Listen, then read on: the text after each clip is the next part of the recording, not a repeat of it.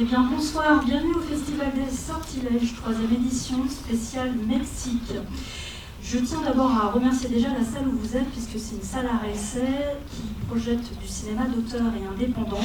Et donc pour moi, c'est très important d'être dans ce style de lieu, parce que c'est moi ce que je vois à l'année quotidiennement et que je défends, puisque c'est ce qui permet de pouvoir permettre de s'autoriser, de se dire qu'on peut faire du cinéma dans la diversité, dans la pluralité des sensibilités, des esthétiques, dans la façon de mettre en scène, et que ce ne sont pas des recettes toutes faites dans des blockbusters ou des films de festival.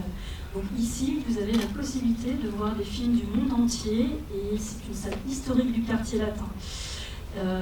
Je viens souvent, donc pour beaucoup me croisent ici, toujours avec mon ordinateur en train de tapoter des trucs, parce que justement je suis en train de travailler soit sur un sous-titrage ou sur le festival. Et donc l'espace Saint-Michel, c'est un peu une de mes deuxième ou troisième maisons de cinéma dans le quartier latin. Je voulais vous remercier, vous, d'être venus, parce que quand bien même on est moins nombreux par rapport à l'année dernière, je sais que vous avez fait l'effort, malgré cette lourde canicule, de venir. Beaucoup m'ont écrit en me disant qu'ils n'allaient pas braver la canicule et qu'ils ne pourraient pas être là ce soir. Donc je tiens d'autant plus à vous remercier d'avoir fait l'effort de braver cette chaleur et d'avoir comme récompense la clim de la salle. On s'en est assuré pour que vous soyez un peu au frais après avoir un petit peu mijoté sur le bitume. L'année dernière, on avait eu un petit incident, donc on avait pris beaucoup de retard, donc on avait beaucoup mijoté dans la chaleur. Donc là, on a essayé d'être ponctuel. Mais je comprends bien que c'est compliqué, d'autant plus qu'à Paris, capitale culturelle, il y a une offre pléthorique et que vous êtes assaillis de propositions. Donc d'avoir fait le choix ce soir de venir nous voir, ça conforte aussi que les cinémas qu'on veut vous montrer trouvent un public. Et même si vous n'êtes pas des centaines, vous êtes suffisamment après pour faire du bouche à oreille et dire que vous avez vu un film inédit avec un récit singulier, et en particulier sur le positionnement du festival. Je tiens aussi à remercier les bénévoles, parce que nous sommes vraiment pas nombreux. C'est une toute petite équipe. Donc il y a Adela, il y a Anne, alors Anne est en haut au stand, il y a Antonia, il y a Flo qui est derrière en train de faire la captation, et puis il y a des personnes que vous ne verrez pas parce qu'elles ne sont pas du tout à Paris. Il y a Juliane qui a fait l'illustration de l'édition mexicaine. Et tous les retours que j'ai eus sur cette illustration ont été extrêmement positifs. Ils ont beaucoup aimé cette proposition.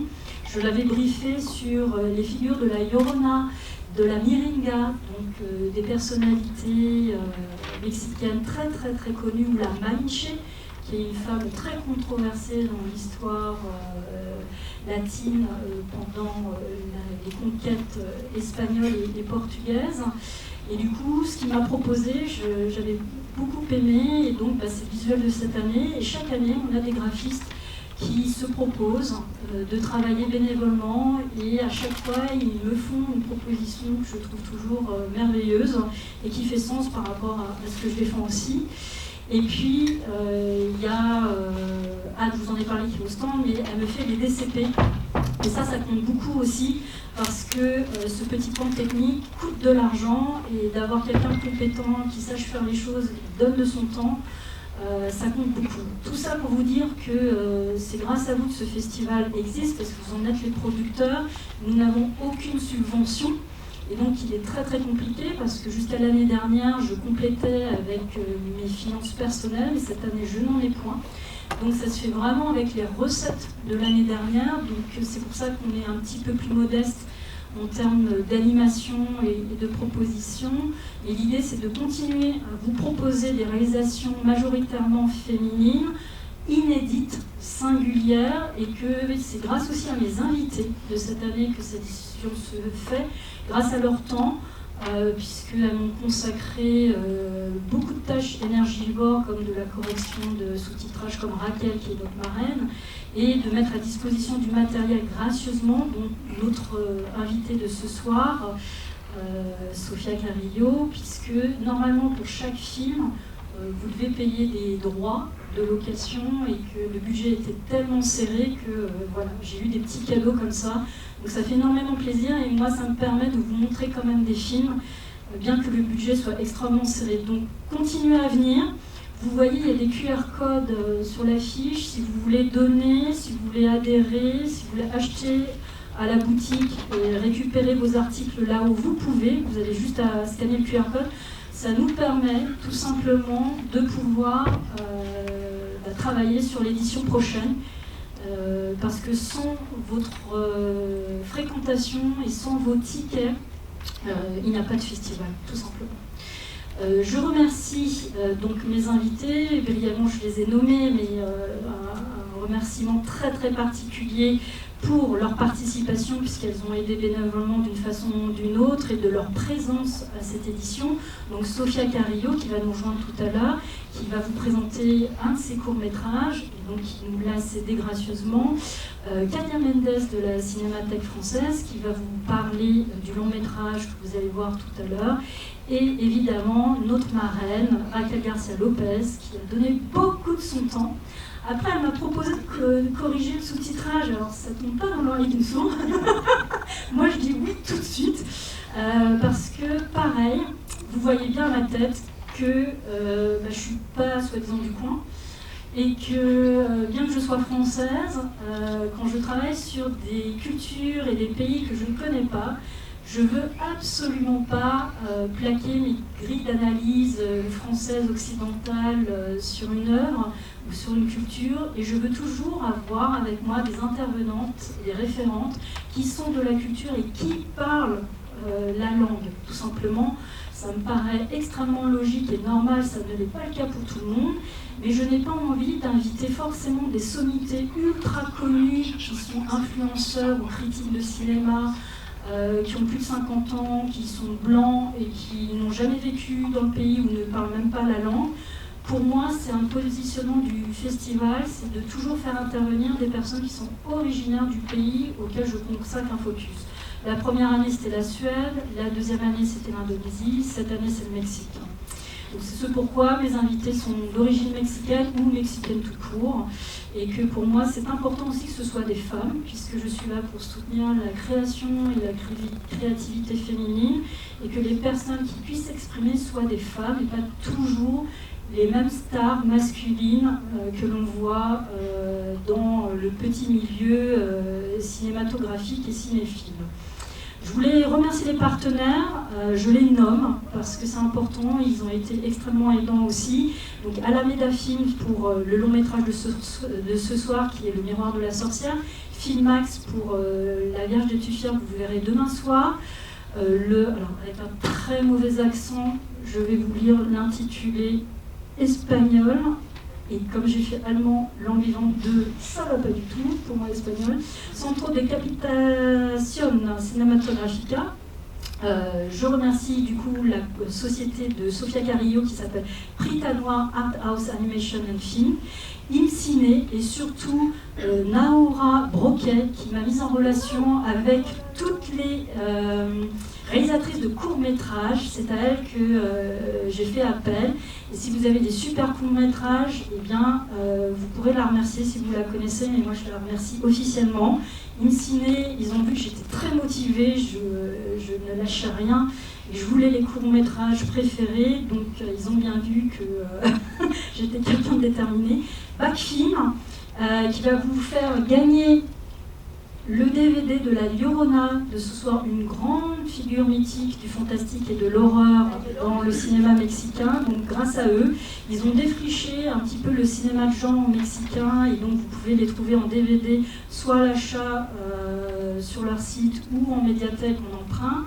Et puis, nous avons aussi l'édition du sous-sol qui vous fera gagner le recueil de nouvelles de Marianne Enriquez demain, Les dangers de fumer au lit, et le long métrage de demain soir est adapté de ce recueil.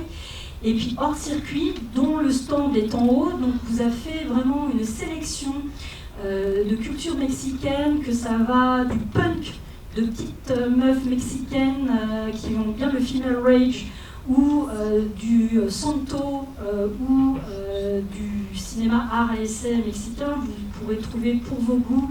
Et donc Patrice se tient à votre disposition à la sortie de la salle en fin de projection.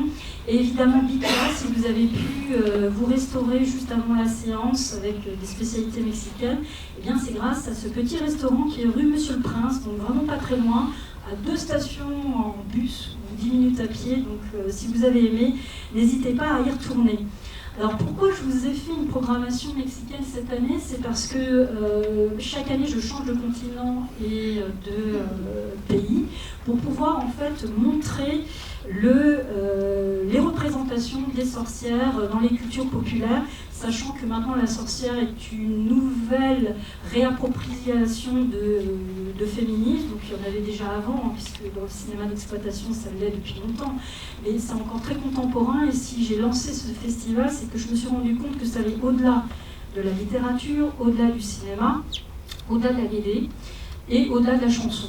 Et qui maintenant, depuis quelques années, dans les arts performatifs, que ce soit la danse, le théâtre et dans d'autres disciplines, on s'empare de la figure de la sorcière. Donc je me disais que là, on a vraiment un phénomène de fond qui est en train de se jouer depuis MeToo, que la libération de la parole et que les scandales qu'il y a eu avec les procès Mazan notamment et ce que vous avez dernièrement avec des petites stars françaises, eh bien, il y a une façon de libérer la parole qui n'est pas forcément du faire du name and shame dans les médias, mais aussi par les arts, les disciplines, et d'utiliser cette figure de la sorcière pour dire quelle est la violence que les femmes peuvent subir.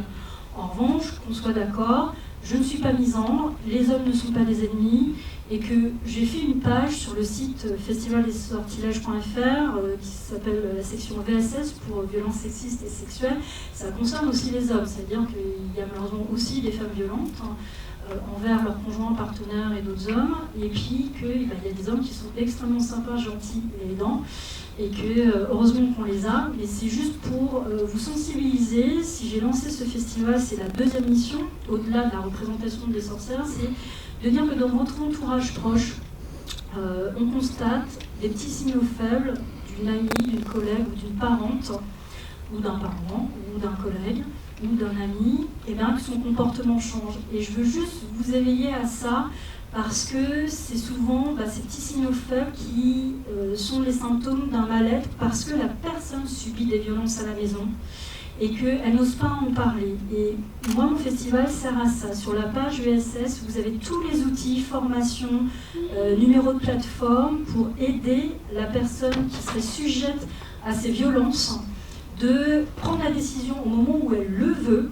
d'entamer une démarche, alors soit faire une main courante ou déposer plainte, ou soit d'alerter un service spécifique, et que vous soyez là juste pour lui dire que ça existe.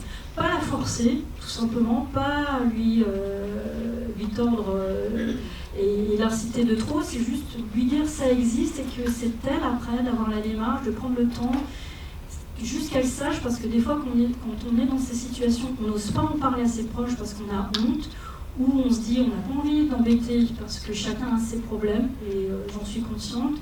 Eh bien, moi, tout ce que je vous demande, c'est grâce à ce festival, soyez attentifs et attentionnés à vos amis, vos collègues, vos parents, parce que peut-être il y a de l'embarras, il y a de la honte, et il suffit juste de ce petit déclencheur pour qu'on passe enfin à une étape de je me fais aider par des experts, des professionnels qui vont m'orienter soit juridiquement, soit médicalement, pour m'accompagner dans une situation complexe et dangereuse.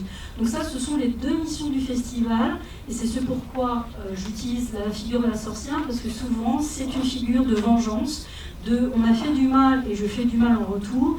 Donc pareil, je ne prône pas la vengeance, ce n'est que de la fiction, mais c'est pour vous dire que c'est une façon aussi de prendre la parole par la fiction, des femmes en ont marre, ou des hommes maltraités en ont marre, et que si vous continuez comme ça, vous allez vous prendre une tarte. Moi, dans la réalité, c'est la page VSS du site, c'est dire non, on ne se fout pas des tartes, on en prend conscience, et on s'aide, on se soutient, et on oriente vers les bonnes personnes. Et si j'ai voulu faire ce focus Mexique, c'était parce qu'il y a un terreau fertile à ces représentations. Donc le cinéma de genre est très vieux dans le cinéma mexicain. Le cinéma mexicain a le même âge que le cinéma occidental à une année près. Et c'est pour vous dire que le cinéma de genre d'exploitation sur le fantastique, l'épouvante, l'horreur, c'est tout de suite saisi des figures monstrueuses et qui avaient des œuvres. C'est pourquoi j'ai voulu les programmer et que je trouvais que c'était intéressant de vous montrer des films de patrimoine, donc Katia va vous en parler. Mais comme vous le savez peut-être, c'est que le cinéma de genre, pendant longtemps, a été produit, réalisé et fait pour un public masculin. Donc forcément, le film patrimonial est en général à 99% des hommes, et que tout le reste de la programmation, eh bien, ce sont des réalisatrices. Vous pourrez trouver sur le site le dossier de presse où j'ai fait un gros pavé sur pourquoi j'ai choisi le cinéma mexicain en long et en large, et surtout je nomme des réalisatrices mexicaines. Je ne veux pas qu'on les oublie, je veux qu'on puisse se souvenir d'elles et qu'on regarde les œuvres. Donc vous pourrez regarder sur le site qui elles sont et aller voir leur filmographie et découvrir leurs œuvres. Mais elles existent. Il y a des réalisatrices mexicaines depuis plusieurs décennies et aussi des réalisatrices dans le cinéma de genre. Alors comme elles sont peu nombreuses, je vais quand même me permettre de les citer pour que vous entendiez au moins une fois leur nom si vous ne les connaissez pas. Alors, que je retrouve ma petite ligne cinéma de genre au féminin, évidemment, comme j'ai fait un énorme paquet où on ne voit plus rien. Ah voilà. Issa Lopez, alors désolée Sophia, j'ai pas un très bon accent. Gigi Saul Guerrero, Sandra Beccari, et puis dernièrement Michelle Garza Cervera, que vous avez peut-être entendu parler pour le film Vesera, The Bone Woman.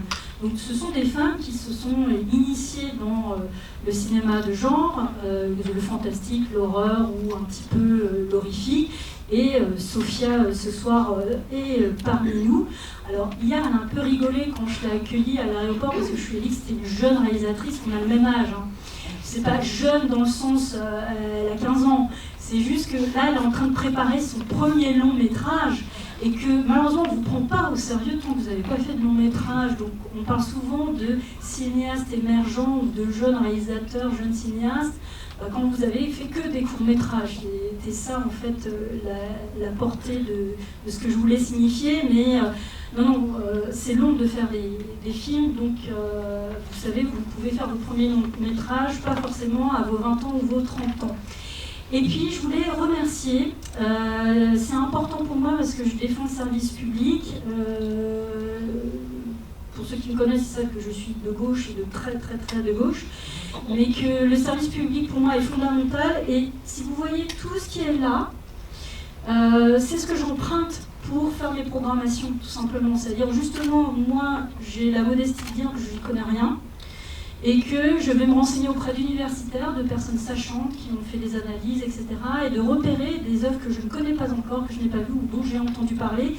Et donc j'écume les fonds des médiathèques parisiennes. Sachez que nous avons une vie extraordinaire en médiathèque, que ce soit en littérature, livres professionnels ou films. Donc n'hésitez pas à aller, et là vous avez une sélection du fonds de la médiathèque de cinéma François Truffaut dans le centre de Paris au Forum des Halles, mais je vais aussi souvent à la médiathèque spécialisée dans le fantastique et la science-fiction qui est Rainer Maria Rilke dans le 5e pas loin, une bibliothèque voisine, et une bibliothèque voisine dans le 6e qui est André Malraux, qui a aussi des rayons spécialisés dans le cinéma de genre exploitation, a fait un rayon sur la Sharksploitation, où est partenaire de l'Étrange Festival, donc font des petits rayons dédiés. Donc si vous aimez ce type de cinéma et que vous n'avez pas de sous, eh bien empruntez en médiathèque parce que ça aussi conforte la politique d'acquisition des médiathèques. C'est hyper important. Empruntez-les parce que ça veut dire que vos médiathèques et bibliothèques ont fait des bons choix. Donc il faut faire sortir les œuvres.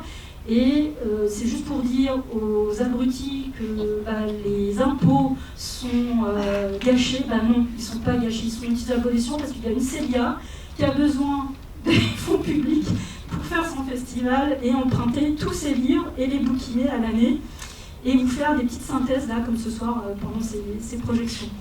Et tout simplement parce que votre billetterie, pareil, il y en a qui méconnaissent le système du CNC, j'en parlais avec Sophia hier, c'est que tout ticket de billetterie que vous faites avec une carte illimitée ou autre, c'est important que vous alliez voir un film d'auteur ou un blockbuster, et bien ça alimente un cercle vertueux qui produit et qui diffuse de la création locale et internationale, et que ça aide tout le monde, ça aide des salles indépendantes comme ici, des éditeurs vidéo, j'en connais un qui s'appelle Badlands, Là, eh bien, de temps en temps, il peut avoir une petite subvention du CNC, même si elle n'est pas énorme. Ça aide tout le monde, donc continuez à venir au cinéma. Pareil, vous avez bravé la canicule, mais aussi voir une séance collective, c'est écologique. C'est-à-dire que vous n'êtes pas en train de cramer de la bande passante chez vous. Là, vous êtes en train d'utiliser la clim du cinéma pour 120 personnes. Eh bien, c'est mieux de se rejoindre à 120 personnes dans une salle, de consommer de la lumière une fois pour une séance et de l'énergie. C'est moins dispendieux et énergivore que si vous regardez chacun chez vous une plateforme de streaming. Donc ça aussi, vous vous en rendez peut-être pas compte, mais moi j'en parle justement. Il y a un livre qui est sorti il n'y a pas longtemps de Sixtine Aubert et Simon Guillerand. Je n'ai pas le flyer avec moi, ça s'appelle Des vrais cinglés de cinéma. On parle de notre façon d'aborder le cinéma, pourquoi on est cinéphile, cinéphage et pourquoi moi en l'occurrence je travaille dans le cinéma. Je promeux le cinéma coréen en France depuis 15 ans. Je vais présenter un film de science-fiction dans 2 semaines ici, où je fais des festivals. C'est parce que j'ai une conscience du système, je sais comment ça fonctionne, et je veux exploiter au maximum ce système pour vous permettre de voir des choses inédites et singulières, parce que nous avons la chance en France d'avoir un réseau de salles incroyable, une diversité, une pluralité d'œuvres, de festivals, et donc de vous montrer des sensibilités, des esthétiques du monde entier. Il y a ça nulle part ailleurs. Donc vous êtes très chanceux d'être parisien. Et puis, pour finir, pourquoi je vous ai choisi ces films de ce soir?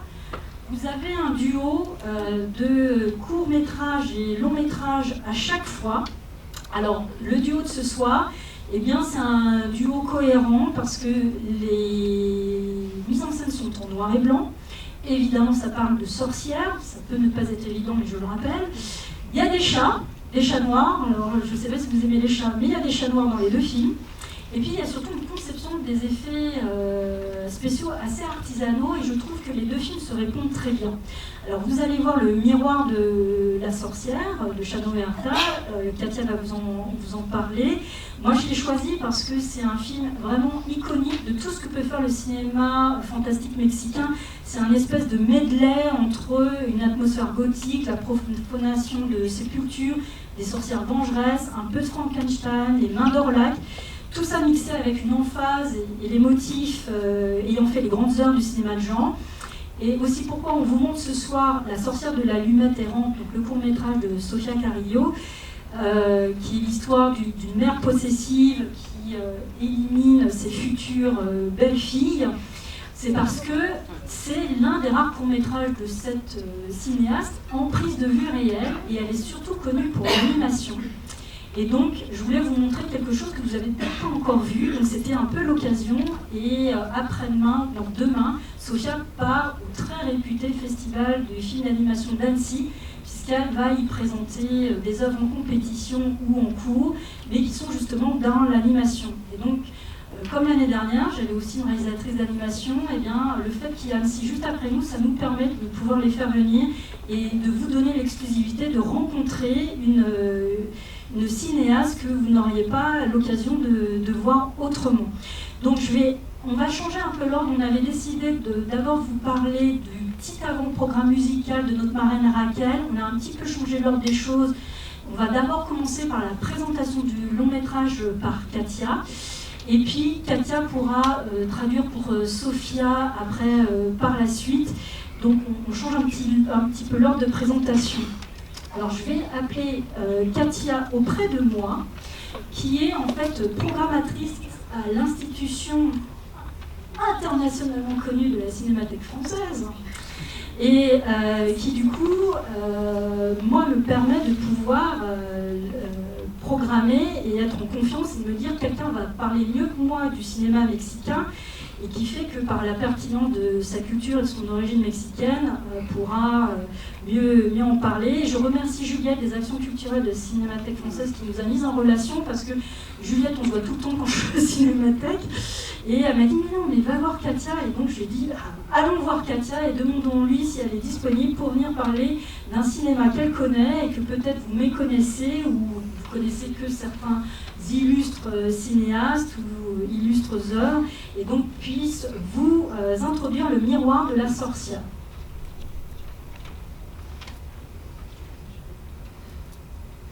Merci Célia. Bonsoir tout le monde.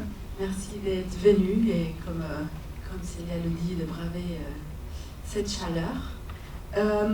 Moi, je vais on va commencer par parler un petit peu avant de parler du Miracle de la Sourcière.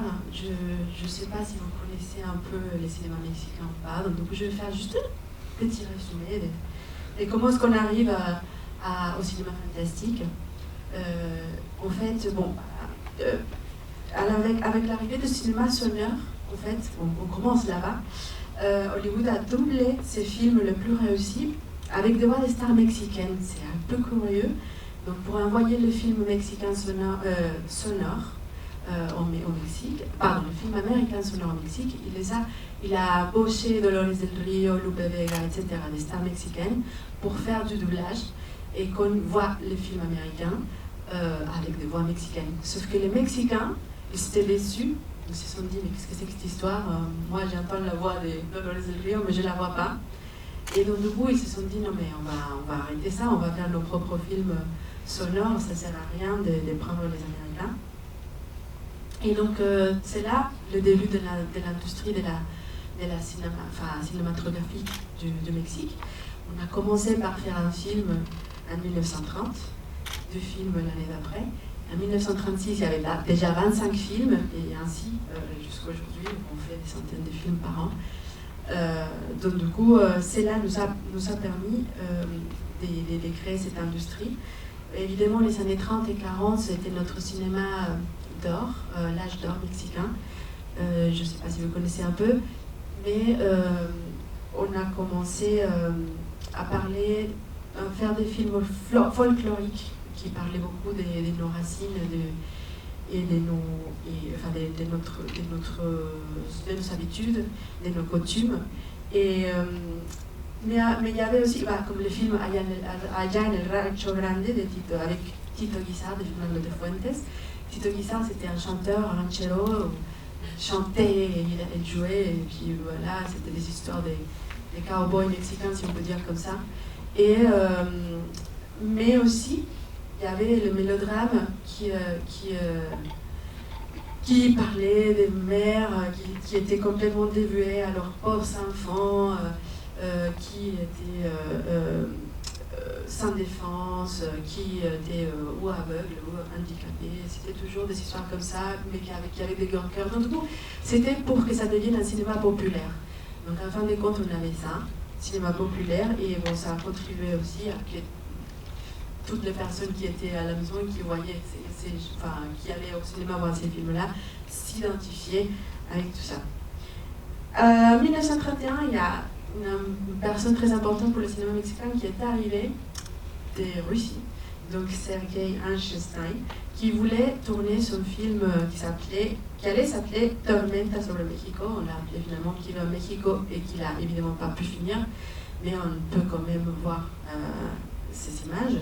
Et sa manière de filmer, évidemment, surtout son esthétique, a complètement changé la manière de penser le cinéma au Mexique. Et tout le monde, les réalisateurs qui voulaient faire des films, se sont dit, bon, on va commencer à faire du bon cinéma.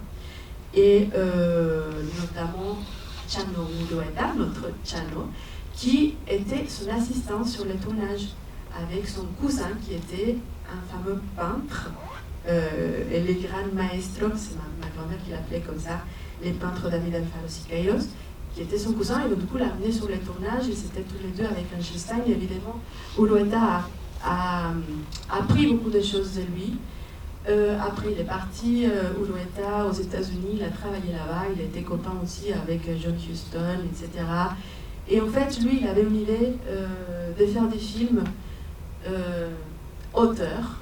Il a appris à faire beaucoup de choses, évidemment, au niveau technique et pour la forme du film, sauf que il a commencé sa carrière aux États-Unis.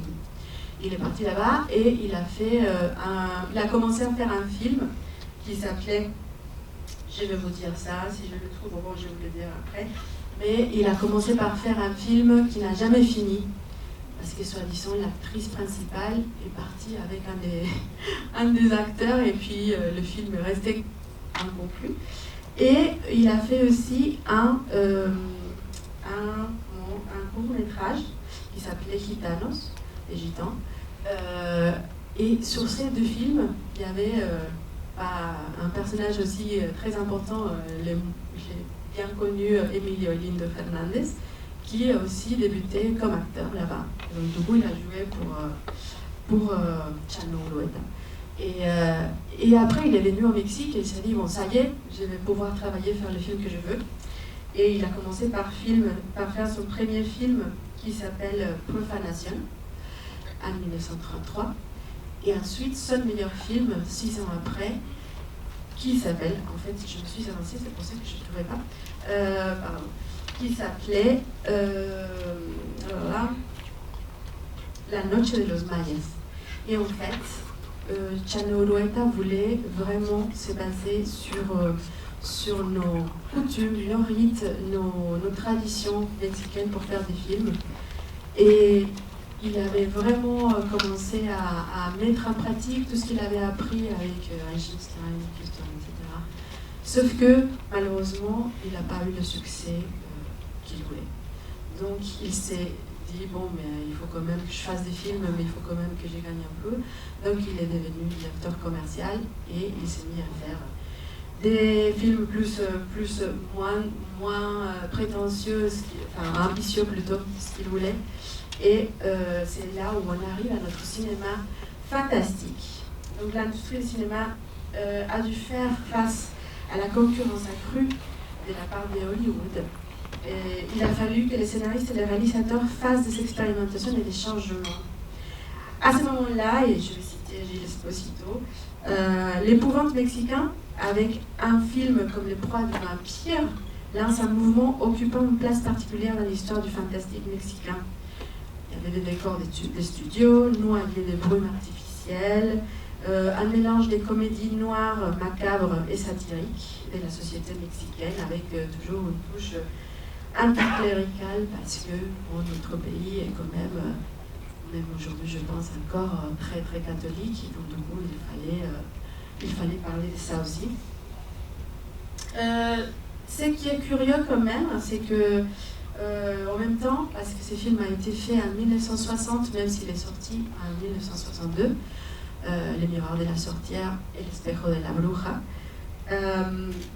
en fait, il y avait à d'autres endroits dans le monde où on racontait la même histoire. C'est vraiment très curieux. Par exemple, il y avait Hitchcock qui faisait son film Rebecca. Il y avait Franju qui avait fait son film Les cieux sans visage en France. Il y avait Ferroni en Italie qui faisait Les Moulins des Supplices. Il y avait Jesus Franco en Espagne qui avait fait l'horrible Docteur Orloff. Tout ça, je ne sais pas si vous connaissez tous ces films, mais si vous connaissez, vous savez un peu le résumé de ce qui va se passer dans Le Miroir de la Sorcière. Une petite question, est-ce qu'il y a quelqu'un dans la salle qui a déjà vu le film? Vous pouvez lever la main. Ah, super, donc il y a vraiment beaucoup de gens qui vont le découvrir. C'est une énorme surprise parce que moi, en préparant cette présentation, j'ai lu plein de choses où à chaque fois qu'on devait présenter un film de Chano Ulueta, on le critiquait à mort. Ah bah oui, mais c'est Chano Ulueta, il ne pouvait pas faire pire que ça. Ah oui, là. À chaque fois. Et je me disais, mais c'est incroyable parce que moi je vois L'Espejo de la Bruja et il n'a rien à voir avec tous ces critiques, c'est très étrange. Et en fait, ces films-là, il est vraiment représentatif du cinéma fantastique. Il y a ces espaces immenses, c'est un manoir immense, très sombre, et il y a vraiment pas beaucoup de lumière et des personnages qui marchent presque en cachette comme ça. Il y a aussi, ça c'est la sorcière qui fait le bruit, vous voyez, c'est là. Il y a aussi deux personnages, donc notre sorcière, je ne vais pas vous dévoiler le film, hein, moi je déteste ça, donc je ne le ferai pas, mais donc il y a dans les images, enfin moi j'avais préparé une petite image, mais je suis arrivée tard, donc je n'ai pas pu le donner, c'est pas grave. Il y avait les images de la sorcière, c'est la première, la sorcière qui est jouée par Isabel Corona, qui est une actrice qui a fait une longue carrière au Mexique. Et c'est une sorcière très étonnante parce que, en fait, c'est pas une mauvaise sorcière, c'est pas quelqu'un qui évidemment, bon, c'est une sorcière quand même, mais qui va utiliser ses pouvoirs pour le bien, on va dire. Parce que il y a un homme qui a fait quelque chose de mal, et donc du coup il faut le punir. Et on va se venger. Il y a évidemment des fantômes, il y a des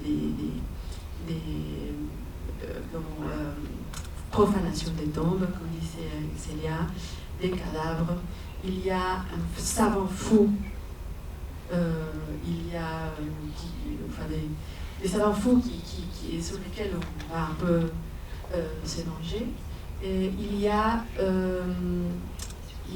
aussi une femme qui arrive, qui n'a rien à voir dans l'histoire, mais quand même, c'est la méchante de l'histoire. Vous allez voir. Je n'ai pas raconté des choses qui vont vous gâcher les films. Mais c'est étonnant, c'est un film qui est très bien réalisé, qui n'a rien à voir avec toutes les critiques qu'on avait entendues de Chano Lueta. Et puis, juste pour faire les liens, évidemment, avec notre Yolona et notre Milingua, ce sont des figures fantasmagoriques de notre culture mexicaine. Je ne sais pas si vous avez vu le film à Yolona peut-être. À la Cinémathèque, on a passé aussi notre film de la Yolona, dont j'ai évidemment oublié les titres maintenant. Mais ce sont des personnes des êtres qui sont comme ça dans les rues, qui apparaissent comme ça, comme une espèce qui cherchent une vengeance. C'est ce qu'on leur attribue, en fait. Et la Milingua, par exemple, c'est une personne ou un être qui apparaît du côté de l'état de Michoacán, qui est dans le sud du Mexique. Il y a un lac qui s'appelle le lago de Pátzcuaro. Et en fait, c'est là où il y a une communauté indigène qui s'appelle le Purépecha. Et ils savaient cette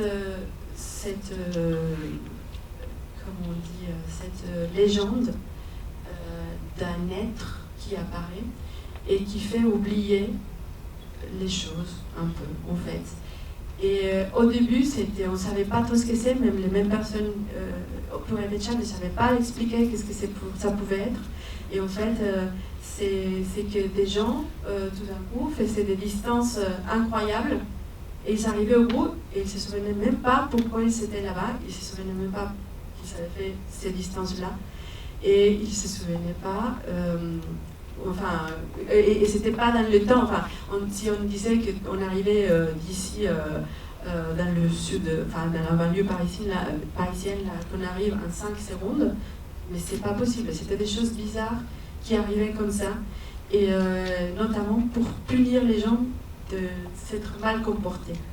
Donc au début on disait que c'était des esprits, il y avait des gens qui disaient que c'était des diables, et il y avait des gens qui disaient que c'était un chien noir qui apparaissait comme ça.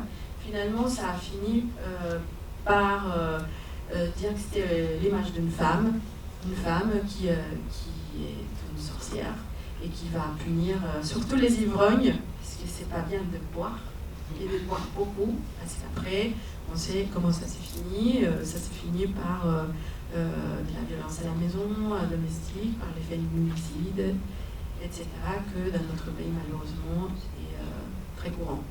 Donc, voilà cette figure de la Milingua qui apparaît et qui fait les hommes marcher, notamment dans les lacs Pátzcuaro, pour qu'ils se jettent et qu'ils se noient. Il y a eu des cas où ils disent qu'ils se sont noyés parce que c'est la Milingua qui les a amenés jusqu'à là-bas. C'est un peu la même histoire que la Llorona, c'est comme un double, même j'avais réussi à trouver des images où vraiment c'était représenté presque de la même façon. Mais la Llorona, c'est un peu différent, c'est une femme qui a perdu ses enfants, qui a été noyée. Et moi je me souviens, je ne sais pas si vous, mes collègues mexicaines, aussi, quand on était petite, c'est la figure qui vous fait peur, hein. Si tu te comportes mal, il y a la Llorona qui vient pour toi, criant la nuit, « Ay, mis hijos !» Et du coup, on avait très peur. Voilà, donc ces liens avec cette sorcière qui est dans ces films-là, j'allais vous parler beaucoup aussi des acteurs. Il y avait les scénaristes du film qui ont travaillé ensemble pour faire une quantité de films impressionnante. Chano Urueta, lui, il en a fait 117 films. Il était très prolifique. Pareil, les scénaristes. Il y a aussi les compositeurs du film qui a fait toute la musique de cinéma fantastique et d'autres. Et Abel Salazar, c'est grâce à lui qui était le producteur cinématographique Absa, Abel Salazar, qui a commencé comme comédien, il a joué dans un film de Chano Urueta. Finalement, Chano Urueta, elle fait jouer beaucoup de monde. J'ai pas dit aussi que dans son premier film, La Noche de los Mayas, il y a Gabriel Figueroa, Gabriel Figueroa, qui était jeune, qui a fait la photo du film de Urueta. Donc, du coup, de toute façon, ils travaillaient tous ensemble, etc. Voilà, donc Abel Salazar qui a joué avec lui et qui est devenu producteur par la suite parce qu'il avait une compagnie de meubles pour les salles de bain. Donc il avait beaucoup d'argent. Finalement, il s'est dit allez, je vais faire du film parce qu'il est devenu il a fini par devenir producteur de cinéma et continuer à jouer. Bon, les films, j'espère qu'il va vous plaire.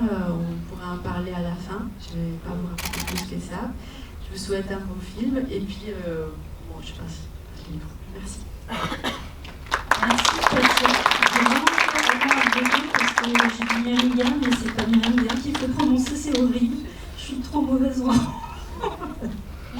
Et du coup, on va passer à Sofia Grillo, que j'invite pour qu'elle vous présente son court-métrage. Je dis dans le titre français que Ciné Latino avait fait, c'est La sorcière de la lunette errante. Je laisse plutôt Sofia dire, comme il se doit, le titre de son film. Et je lui ai lu un petit morceau. Bienvenue Sofia parmi nous. Alors je suis très contente qu'elle soit avec nous parce que grâce à sa sélection au Festival d'Annecy qui a commencé, eh bien, nous pouvons la voir parmi nous. C'est un peu les joies des festivals estivaux et que quand j'ai des réalisatrices qui font de l'animation, eh bien, ça permet de pouvoir les inviter. Et le film que vous allez voir, La sorcière de la lunette errante, c'est vraiment un coup de cœur de notre comité. Quand Naoura nous a envoyé les liens de tous ceux qu'on a regardés, c'est celui qui est vraiment ressorti. Déjà par rapport à la thématique, bien sûr, puisqu'il y a une sorcière, mais aussi, surtout parce que Sofia est une cinéaste talentueuse. Alors je dis jeune cinéaste dans le terme de... elle est en train de concevoir son premier long-métrage, mais c'est surtout qu'elle est très connue pour tous ses courts-métrages d'animation. Et peut-être que vous en avez entendu parler parce qu'elle a contribué au Pinocchio de Guillermo del Toro. Donc ça a permis de mettre un coup de projecteur sur une réalisatrice et que ce ne soit pas toujours Alejandro Iñárritu ou Guillermo del Toro, mais il y a des cinéastes mexicaines. Et donc ça nous permet de vous présenter les créations de femmes. Et donc Sofia, bienvenue parmi nous. Votre court-métrage, c'est avant tout un film de famille, en fait, comme on en discutait hier. Il y a un peu de votre sœur dans la conception, notamment. Et puis, vous aussi la chanson, il me semble. Donc, évoquez-nous synthétiquement la genèse de votre court-métrage, s'il vous plaît.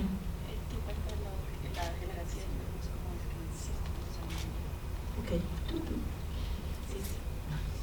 Alors, je suis désolée, je ne parle pas bien. Je ne parle pas. No, j'ai compris quelque chose. Alors, el cortometraje está basado en historias que escuchábamos cuando éramos niñas en el pueblo de mi mamá. Le court-métrage, elle a sorti l'idée depuis des histoires qu'elle a écoutées quand elle était enfant dans la ville où elle habitait. Mi mamá es de los Altos de Jalisco, es un espacio muy específico de donde es el tequila. Et sa mère, elle vient d'un petit village qui s'appelle Los Altos de Jalisco, d'une petite région qui s'appelle Los Altos de Jalisco, dans l'état de Jalisco au Mexique, qui est à côté de l'océan Pacifique, vers le nord plutôt. Et donc c'est de là qu'elle vient, et c'est une région très, très particulière de cet état-là. Sí, la región es Los Altos de Jalisco, el pueblo es Jesús María.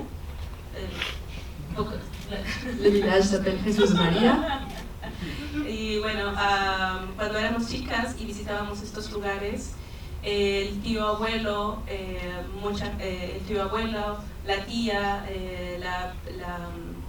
la abuela contaban estas historias y hacia 2 generaciones que había una mujer en el pueblo que se llamaba Pascuala. Y básicamente cuando nosotros escuchábamos estas historias estaban hablando de gente que incluso pues veíamos en fotografías. Entonces esta historia que van a ver proviene de un cuento que escribió mi hermana acerca de todas estas historias, varias historias mezcladas. Sí. Bon, il faut juste savoir que je ne suis pas traductrice professionnelle, vous allez le voir, mais j'ai fait un effort de traduire tout ce que donc elle disait que depuis toute petite, elle visitait beaucoup cet endroit parce qu'elle allait voir donc les oncles, les tantes, la famille qui habitait là-bas. Et donc les grands-oncles, les grands-tantes racontaient toujours des histoires, toujours ces histoires d'une femme qui s'appelait Pascuala. Et elle voyait des photos, elle a grandi avec ces histoires et avec ces photos de cette femme Pascuala. Entonces lo que ustedes van a ver es más un estudio un poco, voy a decir un poco etnográfico del espacio de donde es mi mamá. Vous allez plutôt voir une étude ethnographique plutôt de l'espace où sa mère a habité.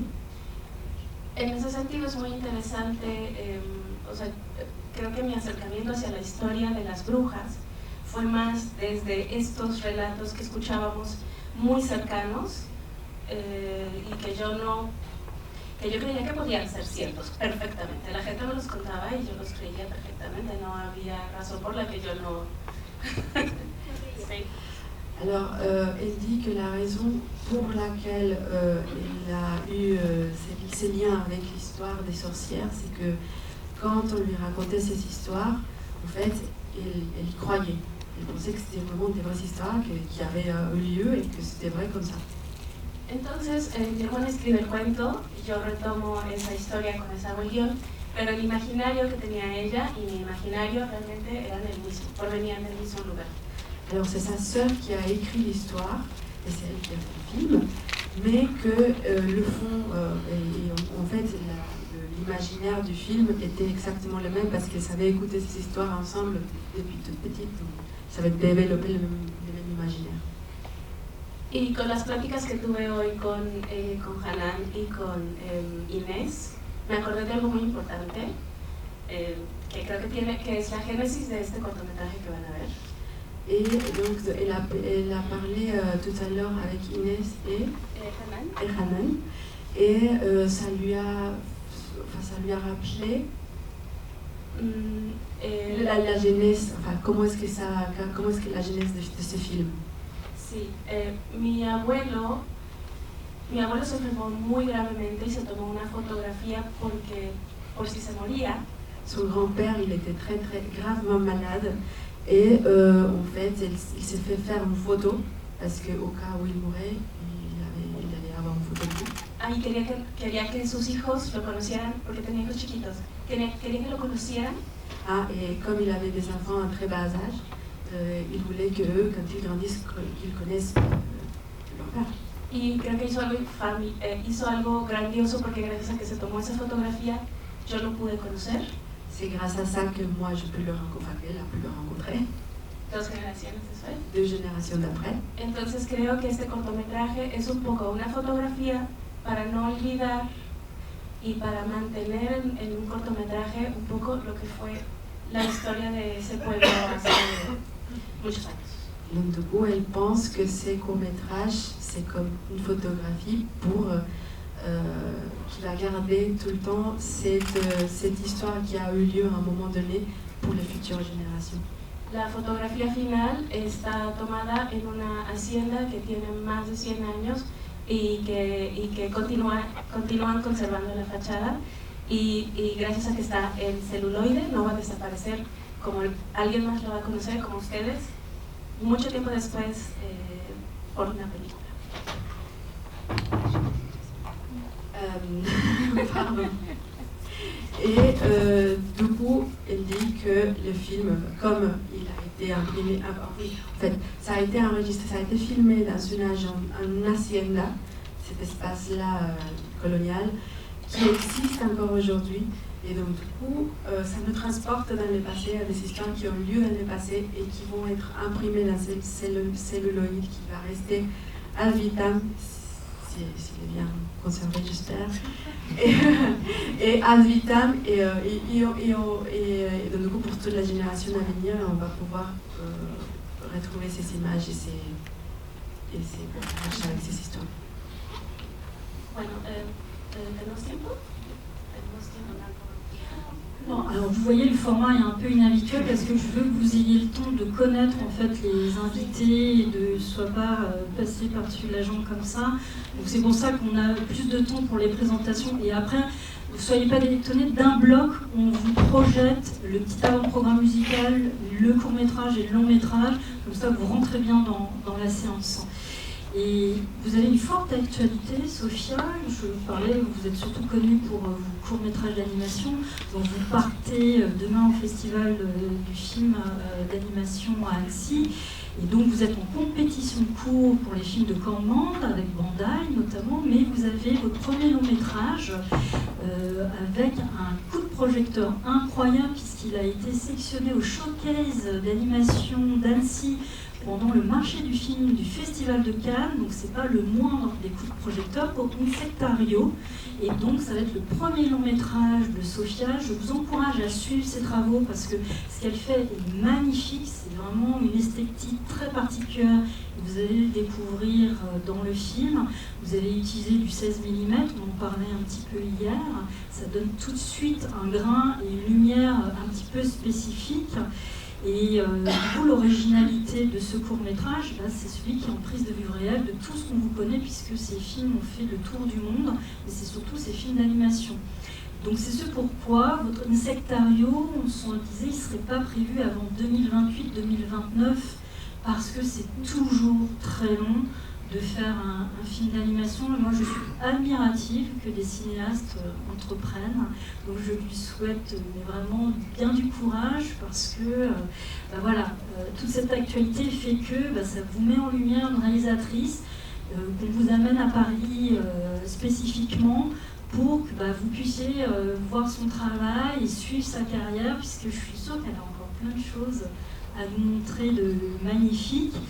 Je vais vous mettre un petit peu à contribution, Sophia, pour terminer, avant de passer à notre marraine Raquel. Vous avez eu un petit ticket de tombola, messieurs, dames, vous allez le sortir. Et la main innocente de Sophia va tirer le petit numéro gagnant pour vous faire gagner la Llorona.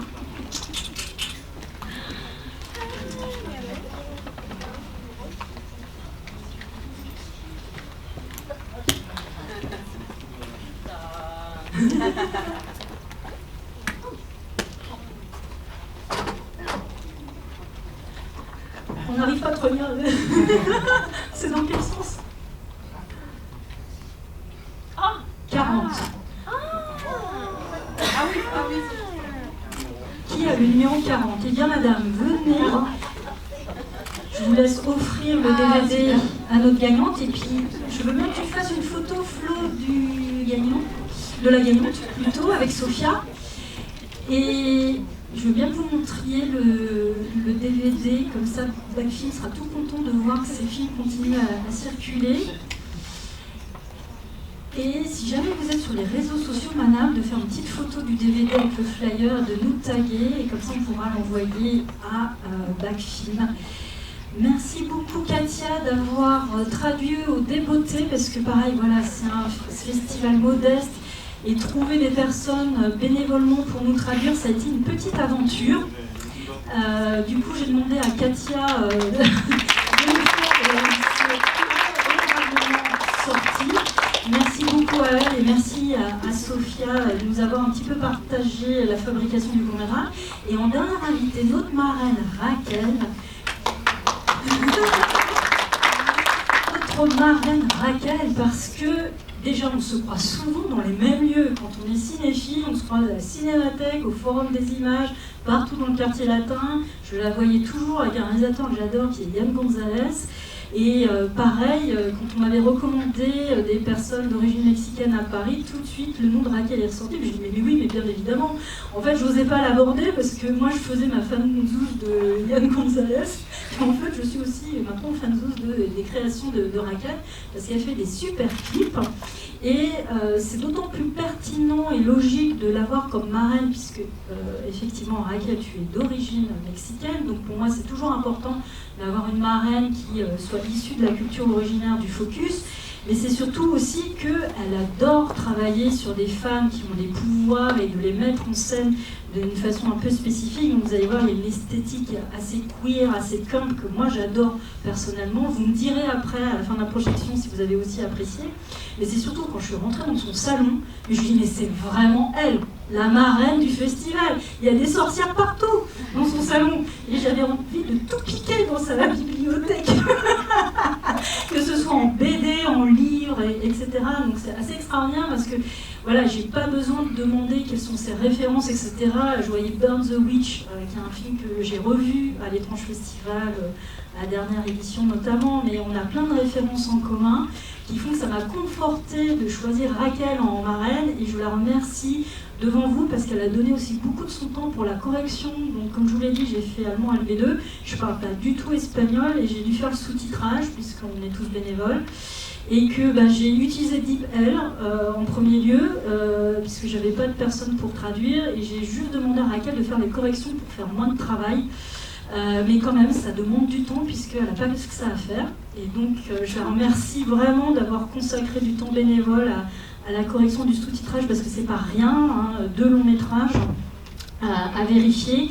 Et donc, Raquel, tu vas nous présenter le clip de ce soir du groupe Dolina qui s'appelle Backflip Again. Et je voulais savoir si c'était un film de commande ou juste une envie de réaliser pour ce groupe spécifiquement. Comment ça en est venu que tu fasses ce clip ? Déjà, merci à toi, Célia, de m'inviter, de me donner l'occasion de projeter un clip que j'ai réalisé. Donc c'est le musicien Daniel qui m'a approché pour que je fasse un clip pour son groupe. C'est quelqu'un que je connais depuis des années. Il est notamment, il fait des VO pour des chouettes films, notamment pour ceux de sa sœur Julia Kowalski, qui a récemment il a fait un super long métrage de sorcière justement. Donc c'est Daniel qui m'a contacté, mais après il m'a laissé carte blanche. Voilà, donc je ne vais pas rallonger cette intro, j'espère que ça va vous plaire. Je voulais juste remercier donc, Alex et Stéphane qui sont là, qui faisaient partie de l'équipe. Merci beaucoup, je ne sais pas s'il y a quelqu'un d'autre, je ne vois pas, mais en tout cas, merci à vous d'être là et voilà, bonne projection. C'est surtout merci à Raquel d'avoir mis à disposition les films des clips, parce que pareil, c'est une petite mise en œuvre technique. Et revenez demain soir, puisque nous aurons un autre avant-programme musical de Raquel avec 2 clips, pareil, inédits à voir sur grand écran. Parce que vous pourriez facilement les trouver sur Internet, mais c'est une autre expérience aussi de les voir sur grand écran. Et c'est surtout que c'est pertinent avec notre positionnement. Vous allez voir des femmes qui sont assez extraordinaires dans tous les sens du terme. Donc merci Raquel, je sais que pour toi, parler au micro, c'est... Non, et puis c'est une intro qui dure depuis 1 heure, donc c'est chouette. Bonne soirée, merci. Voilà, on se retrouvera directement après le film au bar des affiches, donc n'hésitez pas à venir nous voir pour discuter avec nos invités de ce que vous avez pensé de cette première séance. Et puis je vous souhaite une bonne projection. Merci à vous.